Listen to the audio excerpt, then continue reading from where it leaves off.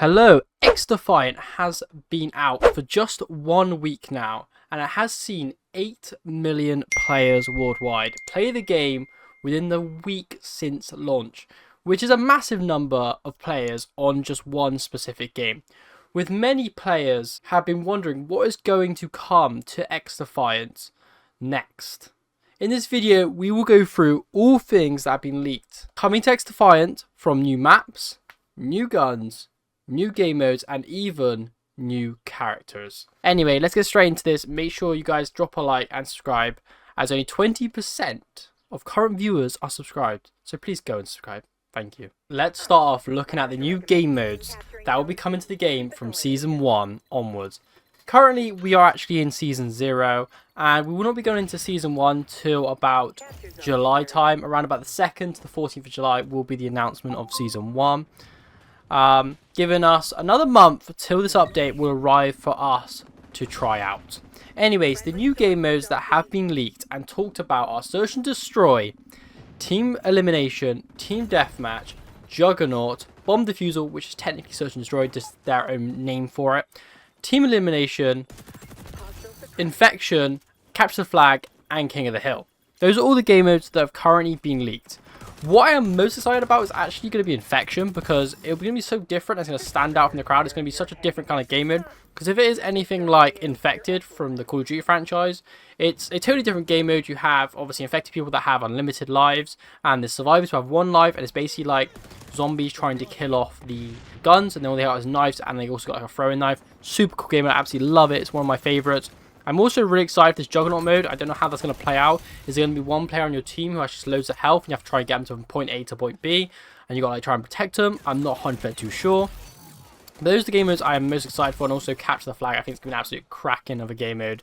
I think it's going to absolutely be amazing. And I haven't seen Capture the Flag in many games as of recently, because there hasn't been many other first-person shooters of recent times having games like Capture the Flag within them. I'm going to assume that 1 to 2 game modes will come out every season. Therefore, we are probably most likely, if they're going to be releasing 2 game modes for Season 1, which they have said they're going to do, I would assume that the most likely game modes to come out will be Team Deathmatch, as Team Deathmatch is like the most OG game mode. It's what everyone seems to play. It's the most popular game mode. And also Search and Destroy, because it is such a fan favorite for a lot of people who play Call of Duty and other game modes. Just the two most popular, to be honest with you. Like, they're just the 2 game modes, which if you said someone named 2 game modes, they're probably going to say Team Deathmatch. They might also say Search and Destroy. So I assume those are going to be the first that come out. Obviously, with Team Deathmatch, if you guys don't really know, it's just 6v6. Team Deathmatch, you're basically playing 6 players for 6 players, and it's whoever gets the most kills in that game wins. Whilst Search and Destroy is where you need to defend or plant a bomb on the objective to win the game, with everyone only having 1 life. So instead of like Team Deathmatch, we just respawn. In Search and Destroy, every round you only have 1 life, so it's 6 versus 6 in trying to plant a bomb or defend a bomb. And obviously those 6 players, if you do die, you're out, and you'll be down to 5 team members. Xdefiant's next update will be characters that will be coming to the game, which have also been leaked to come with Season 1. These characters, we'll see 3 of them coming out, with these characters all being from the Tom Clancy's Rainbow Six Siege franchise, with it rumoured to be the SG9 faction of Rainbow Six Siege, which are the characters of like Jaeger, Blitz, Bandit, and IQ. However, I think that's a very weird take and a weird rumour. I'm not 100% sure whether these will be the exact characters to come out, because I think the more prominent characters to add the game will be like characters like Ash or Tachanka, because to me those are the first 2 characters that come to my mind, and I would probably not come to be IQ or like, for example, Bandit or Jaeger. I mean, I do understand Blitz because he's got the riot shield with the flashes.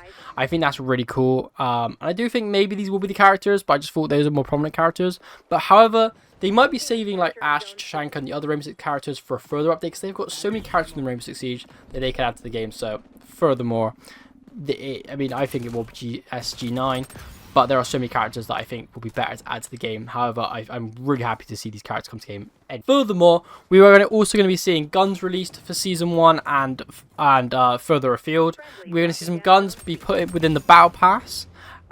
So what we've seen with Season 0 is the Battle Pass has actually been put with guns alongside it. So I believe they'll do that with the Battle Pass again next season.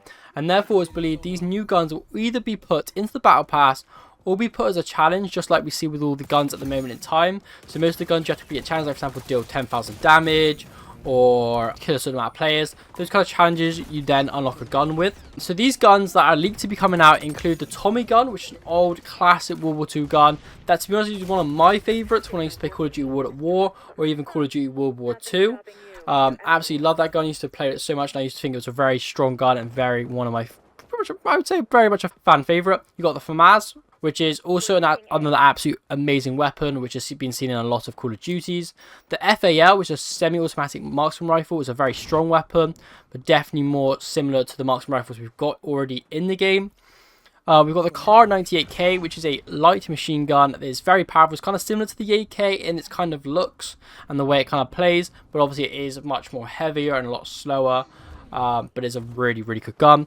The next we're going to see is the L115 sniper rifle, which for whatever reason just reminds me of Call of Duty Ghosts. If any of you guys have played that, you guys will know that sniper rifle is very prominent within that game, and it's one of my favourites, and I really like that sniper rifle. Can't wait to see how it will play within Xdefiant.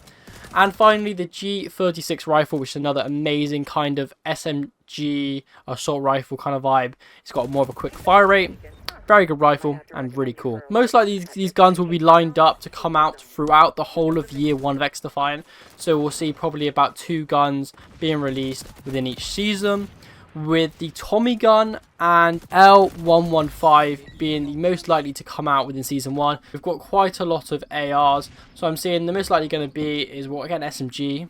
And we'll also get the L115 due to the fact that Tommy gun's really prominent and will be great marketing for the game, and the L115 bringing up the sniper rifles to have an extra option for people to use. Finally, let's talk about the new maps coming to the game, because there are quite a few.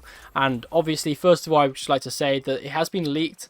Sorry, it has been shown on the roadmap that we're going to get 3 maps for every season.